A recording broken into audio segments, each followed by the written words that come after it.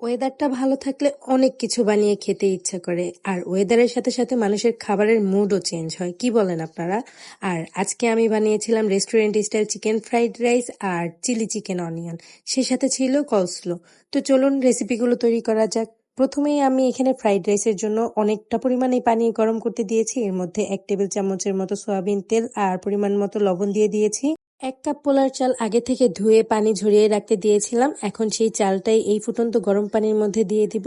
চালটাকে আমি পানির সাথে মিশিয়ে নেব আর এটাকে আমি 80%-এর মতো সিদ্ধ করে নেব। ফ্রাইড রাইসের পোলার চালটা কিন্তু বেশি পরিমাণে সিদ্ধ করা যাবে না, তাহলে কিন্তু ফ্রাইড রাইসটা খেতেও ভালো হবে না, দেখতেও ভালো লাগবে না। পোলার চালটা যখন দেখবেন যে উপর দিয়ে সিদ্ধ হয়ে গিয়েছে বাট চাপ দিলে ভিতরে একটা শক্ত দানাদার ভাব থাকবে, তখনই এটাকে নামিয়ে ফেলবেন।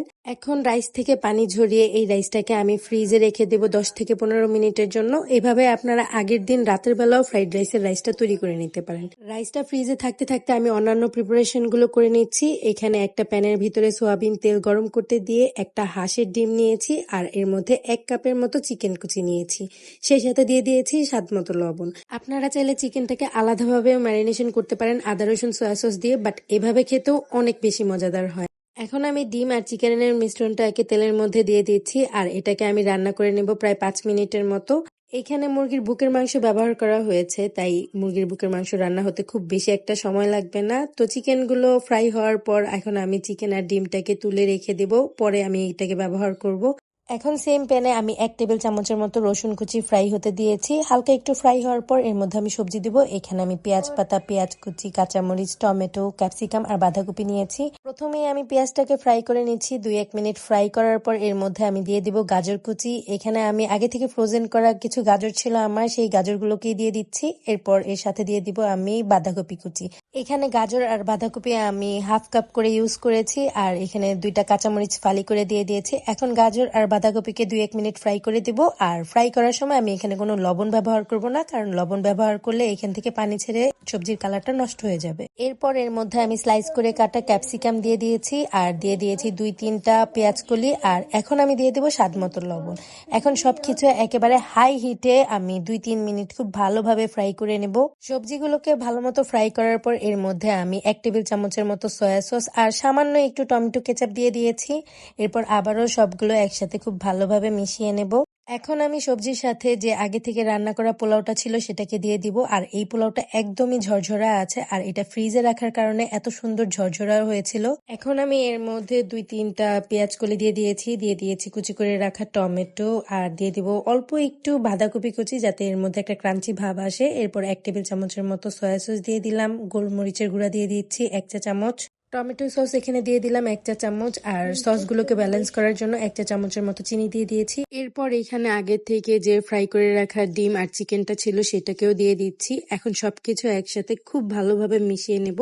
এ পর্যায়ে চুলার হিট হাই রেখে সবকিছু একসাথে 5 থেকে 7 মিনিটের মতো খুব ভালোভাবে ফ্রাই করতে হবে। রেস্টুরেন্টে এইসব চাইনিজ আইটেমে টেস্টিং সল্ট ইউজ করা হয়, আপনারা চাইলে এখানে 1/4 চা চামচের মতো টেস্টিং সল্ট ইউজ করতে পারেন, তবে আমি এখানে টেস্টিং সল্টটাকে স্কিপ করেছি। এই ফ্রাইড রাইসটা আপনারা এভাবেও খেতে পারেন কিংবা এর সাথে যে কোনো একটা সাইড ডিশও নিতে পারেন। আর এটা রেস্টুরেন্টের চেয়ে কোনো অংশে খেতে কম মজা হয় না, উল্টা রেস্টুরেন্টের চেয়ে অনেক বেশি মজাদার হয়। আমার ঘরের সবাই তো আমার বানানো এই ফ্রাইড রাইসটা খেতে অনেক বেশি পছন্দ করে। এখন আপনাদের সাথে আমি যেভাবে চিলি চিকেন অনিয়নটা তৈরি করি সেই রেসিপিটা শেয়ার করব। তো এইখানে আমি প্রথমে মুরগির বুকের মাংস নিয়ে নিয়েছি আর এই মুরগির বুকের মাংসগুলো আমি এরকম লম্বাটে করে কেটে নিয়েছি আর এখানে অর্ধেকটা পরিমাণে ডিমের সাদা অংশ নিয়েছি আর দিয়েছি স্বাদ মতো লবণ, 1/2 চা চামচের মতো গোলমরিচের গুঁড়া, 1 চা চামচের চেয়ে কম আমি এখানে সয়া সস দিয়ে দিয়েছি আর দিয়েছি 1 টেবিল চামচের মতো কর্নফ্লাওয়ার আর বড় করে কেটে নিয়েছিলাম ক্যাপসিকাম, সেই ক্যাপসিকাম গুলো এখানে দিয়ে দিব। এখন সবকিছু একসাথে খুব ভালোভাবে মিশিয়ে নিব। কর্নফ্লাওয়ারের পরিমাণটা এমন ভাবে নিতে হবে যাতে চিকেনের গায়ে একটা পাতলা কোটিং তৈরি হয়। এখন আমি একটা কড়াইয়ের মধ্যে তেল গরম করতে দিয়ে একটা একটা করে সবগুলো চিকেন ফ্রাই করে নেব। আর যে ক্যাপসিকাম গুলো রেখেছিলাম এগুলো একদম শেষে আমি 1 মিনিটের মতো ফ্রাই করে নেব।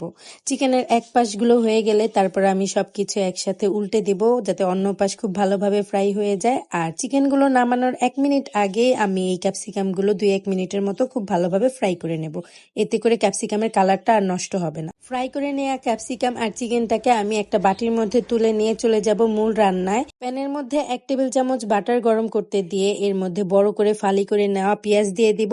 আর এখানে কিন্তু কোনো রসুন কুচি দেওয়া যাবে না, তাহলে রসুনের ফ্লেভার চলে আসবে। চিলি চিকেন অনিয়নের মধ্যে পেঁয়াজের ফ্লেভারটাই একটু বেশি থাকে, এজন্য এখানে রসুন কুচি বা আদা কুচি ব্যবহার করা হয় না। এরপর এর মধ্যে কাঁচামরিচ কুচি আর পেঁয়াজ পাতা দিয়ে দিয়েছি। আর 2-1 মিনিট ফ্রাই করার পর আগে থেকে যে ফ্রাই করা চিকেন আর ক্যাপসিকাম ছিল সেগুলোকে এখানে দিয়ে দিলাম। সবকিছু একসাথে একটু মিশিয়ে নিয়ে এর মধ্যে দিয়ে দিব হচ্ছে চিকেন স্টক।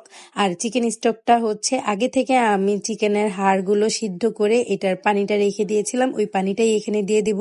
আপনাদের কাছে চিকেন স্টকটা না থাকলে চিকেন পাউডার বা চিকেন কিউব দিতে পারেন। এরপর 1 চা চামচ করে সয়া সস, টমেটো কেচাপ, স্বাদ মতো লবণ দিয়ে আবারও সবকিছু একসাথে খুব ভালোভাবে মিশিয়ে নেব। আর এই রান্নাটা করতে খুব বেশি সময় লাগবে না, সবকিছু একসাথে হাই হিটে 5 থেকে 7 মিনিট রান্না করে নিলেই এই চিলি চিকেন অনিয়নটা তৈরি হয়ে যাবে। এরপর আমি একটু কালারফুল দেখানোর জন্য একটা টমেটো কুচি করে দিয়েছি আর 1 টেবিল চামচ কর্নফ্লাওয়ার পানিতে গুলিয়ে এটার অর্ধেকটার মতো কর্নফ্লাওয়ার আমি এখানে দিয়ে দিয়েছি। ঘনত্বটা আমার কাছে ঠিকঠাক ছিল, তাই আমি পুরো কর্নফ্লাওয়ারটা ইউজ করিনি। আর এখানে আমি কিন্তু সামান্য টেস্টিং সল্ট দিয়েছি আর দিয়েছি 1/2 টি-স্পুনের মতো গোলমরিচের গুঁড়া। সবকিছু একসাথে মিশিয়ে নিলেই তৈরি হয়ে যাবে চিলি চিকেন অনিয়ন। আর রেস্টুরেন্টে কিন্তু অনেকটা এইভাবেই চিলি চিকেন অনিয়নটা তৈরি করে থাকে। এই আইটেমটা আমাদের ঘরে সবার অনেক বেশি ফেভারিট একটা আইটেম। এখন চলে যাব কসলো রেসিপিতে। এখানে গাজর কুচি আর বাঁধাকপি কুচি নিয়েছি। গাজর আর বাঁধাকপিগুলোকে 10 মিনিটের মতো লবণ পানিতে ভিজিয়ে নিয়েছিলাম। এরপর লবণ পানি থেকে ছেঁকে উঠিয়ে নিয়েছি। আর যতটা সম্ভব পানিটাকে ছেঁকে নেওয়া যায় আমি ঠিক ততটাই ছেঁকে নিয়েছি। এরপর এর মধ্যে 2 টেবিল চামচ মেয়োনিজ, 1 টেবিল চামচ গুঁড়া দুধ, 1 টেবিল চামচ চিনি দিয়ে সবকিছু মিশিয়ে নিয়েছি। এরপর সবশেষে সামান্য গোলমরিচের গুঁড়া দিয়ে আবারও মিশিয়ে নিলেই হয়ে যাবে কসলো। রেসিপিগুলো খেতে অনেক বেশি মজাদার হয়েছিল আর এগুলো খেয়ে বাসার সবাই অনেক প্রশংসা করেছিল। রেসিপিগুলো আপনাদের কাছে কেমন লাগলো জানাবেন, আর রেসিপিগুলো ভালো লাগলে লাইক, কমেন্ট, শেয়ার করে পাশে থাকবেন। আল্লাহ হাফেজ।